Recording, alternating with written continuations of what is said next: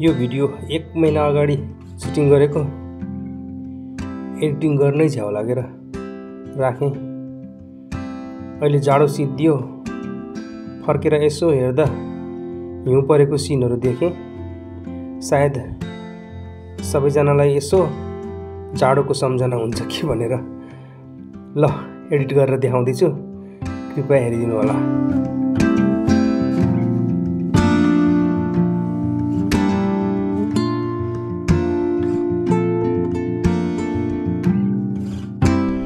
अहिले बिहान यस्तो देखिएको छ। यो हामी बस्ने ठाउँ चाहिँ अलिक तल छ। डाँडा यो कोमागानेको डाँडा हिमाल त छोपिएको छ, माथि माथि झन् धेरै हिउँ परेको छ। यो हामी बसेको ठाउँको घर यो। यहाँ भने त्यति पानी पर्दैन थियो, त्यति हिउँ पर्दैन थियो, तर हिजो धेरै परेको भएर जमेको छ।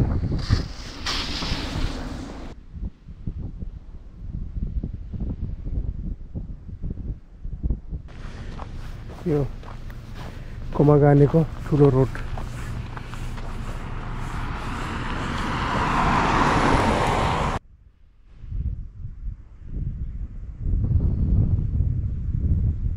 अहिले बाहिरको तापक्रम 0 डिग्री सेन्टिग्रेड।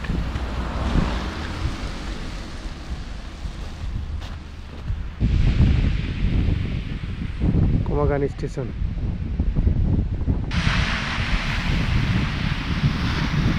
कोमागानेको मेन बजार चाहिँ यो हो।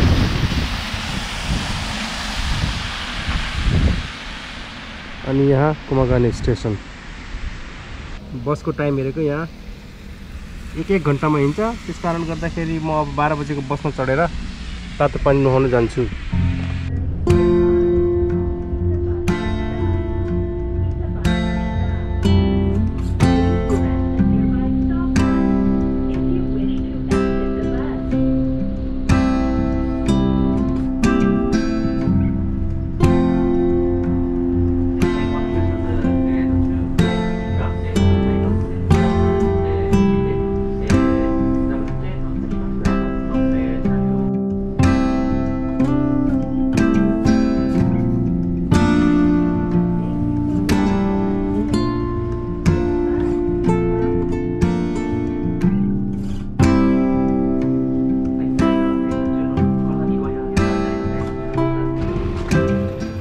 यहाँबाट चाहिँ त्यो बस जुन गइरहेको छ त्यो चाहिँ माथि रोपवे जान लागेको। म चाहिँ यहीँ झरेर अब तातो पानीतिर जान्छु।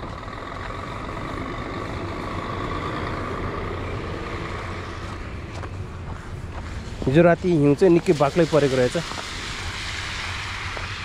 सबै सेतै छ।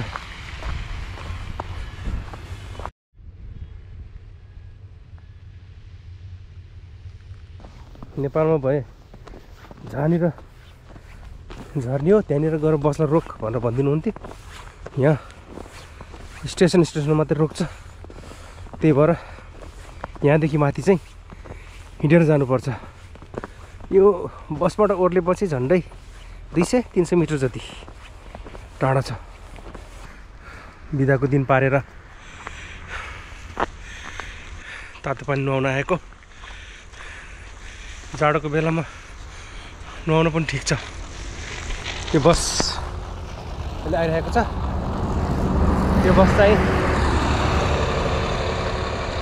माथि रोपवेसम्म जान्छ। यस्तो हिउँ परेको बेलामा त्यो हेर्नु त जुत्ता मेरो अझ खाल्टो थुप्रै छ। यस्तो हिउँ परेको बेलामा पनि हिमाल चढ्न किन जाने?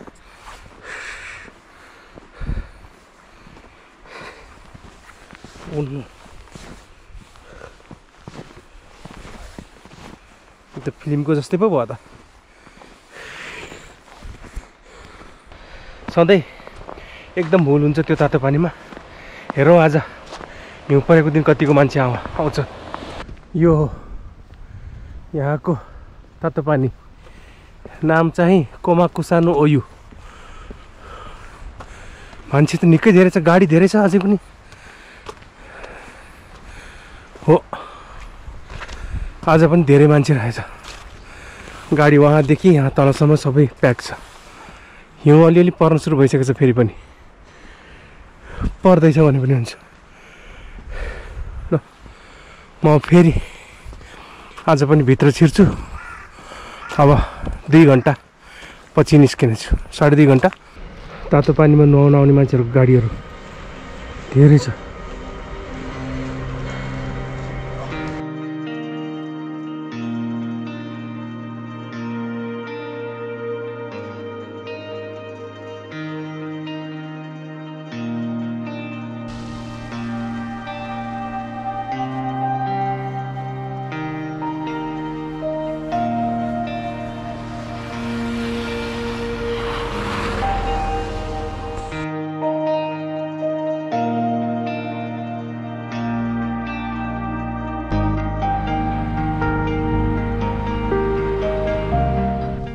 आज पनि समय छ, त्यसकारण अस्ति गएको ठाउँ तपाईँहरूलाई लिएर जान्छु, देखाउँछु।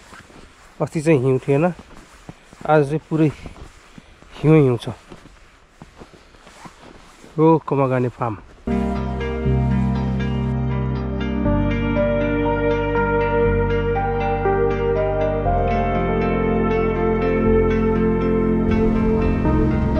Green carpet.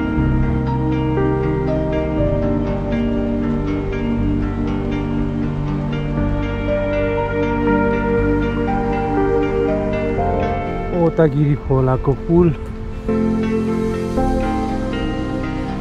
अस्ति हिउँ थिएन, आज चाहिँ सबै हिउँ छ।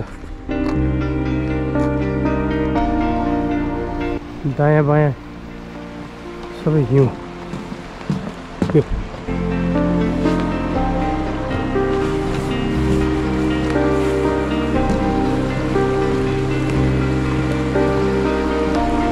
खोला हेर्नुहोस्।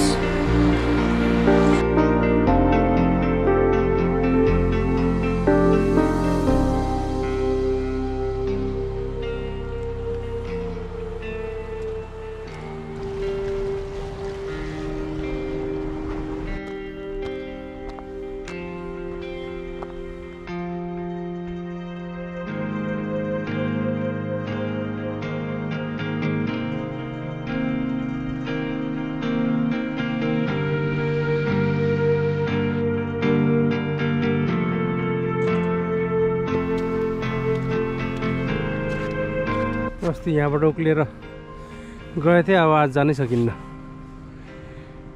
ताल भएको चाहिँ यहाँ थियो। ताल चाहिँ यस्तो यहाँदेखि लिएर उतासम्म गोलो उतासम्म हो के रे, तर धेरै जस्तो जमेको छ।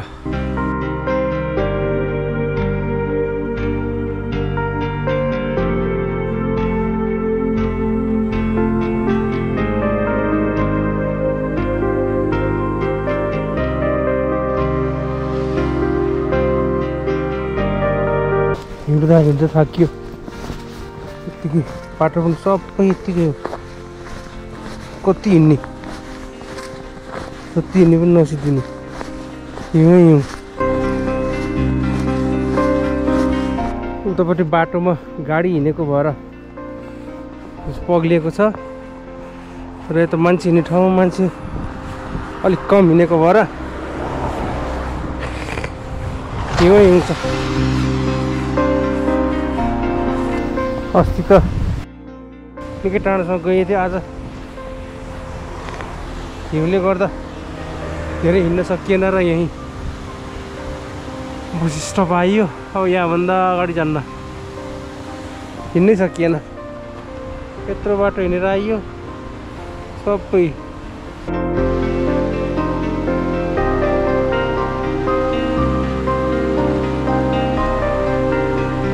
बसको टाइम हेर्नुहोस्, यहाँ 47 लेखेको छ, 47।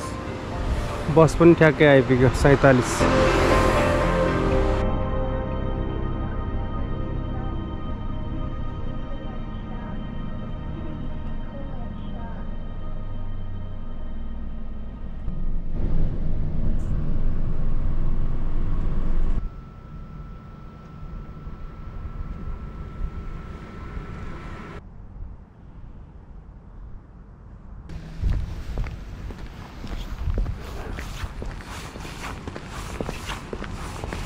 ओहो चिप्लो पो छ यो बाटो त।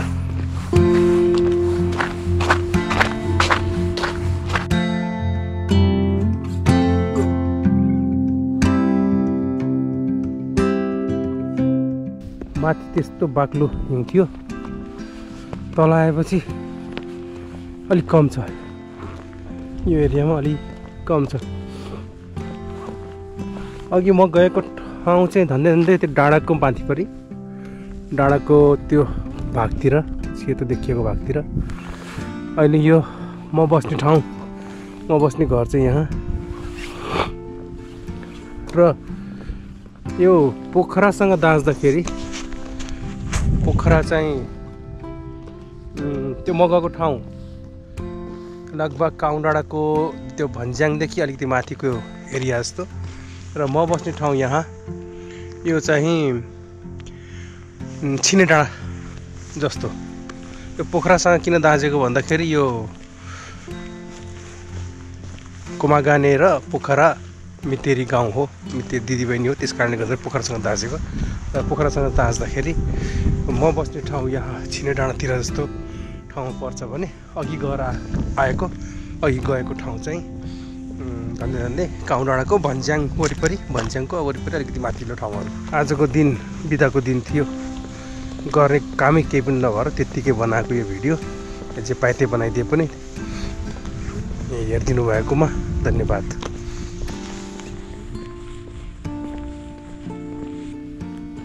यो चाहिँ म बस्ने घर।